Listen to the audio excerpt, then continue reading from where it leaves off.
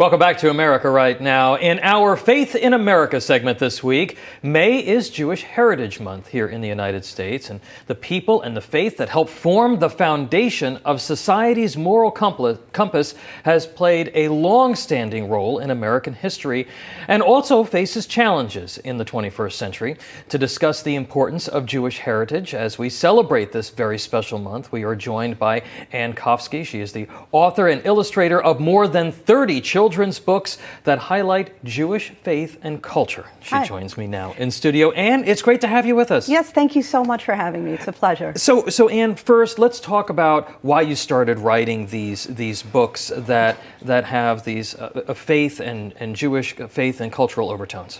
So I'm a writer and I'm an artist, and it was kind of a compulsion. When you're an artist and a creator, that it pours out of you, and it's a stereotype or it's a cliche, but everybody always says write what you know and write what you care about. And what I know and what I care about is my faith, is my Judaism and our traditions. And so when I started writing, this is what came out.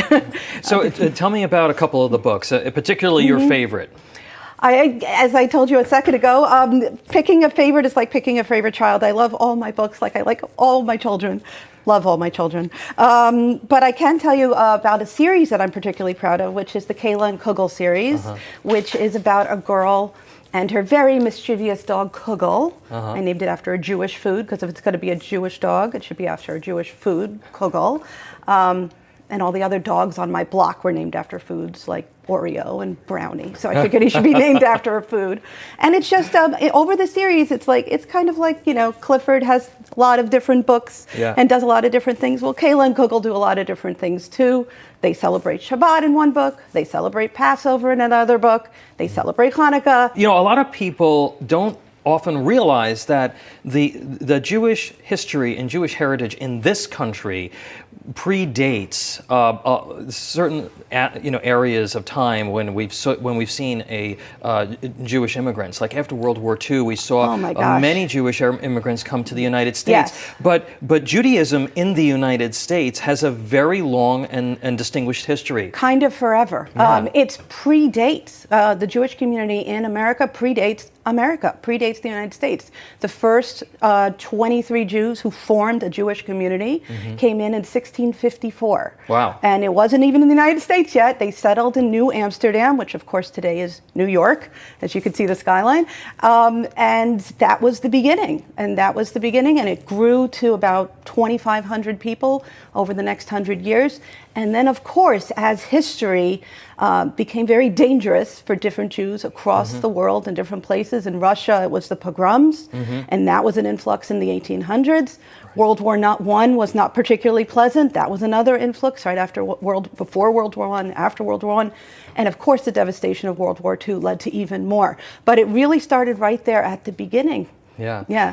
And it's very much a part of the fabric of American society. And absolutely. I'm sorry. And I talked to a lot of rabbis and a lot of other, a lot of practicing religious Jews, and they're very concerned about the erosion of the faith in the United States, where Jews are becoming, they believe, more culturally Jewish than religiously Jewish.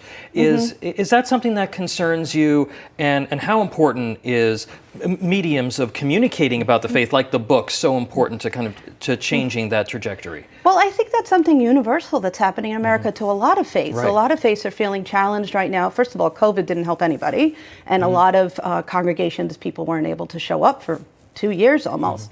But even before that, there was that book a couple of years ago called Bowling Alone, because Americans' ways of gathering and finding meaning with each other changed from being in person to a lot on social media. People weren't hanging out in the town square, they were hanging out on Twitter. And that really impacted how people found meaning with one another. And I think religion has had to pivot and change to make those appeals. But I'm not concerned, actually. Really? Because I know my friends and I know people, and we are pivoting. And Judaism's been around a really long time. It ain't going nowhere. That's right. It had quite a lot of challenges. And one of the ways to appeal is to find Jews where they are. And so the amount of Jewish people on Instagram is incredible, and Jewish Twitter is incredible, and Jewish congregations are pivoting to address it, and I'm sure Christian congregations are doing the same, and other faiths as well. Well, you know, it's so good to hear that you were very optimistic about the future, and I want to thank you so much for sharing this those thoughts with us. And just real quick, how can people get the books? Oh, thanks so much. Amazon.com, as they can get all the other books, right? But you can search my name, and there they are. All right, terrific. Author Ann Kofsky, check out the books, and again, thank you so much for being here. Thank you. Stay with us. We will be right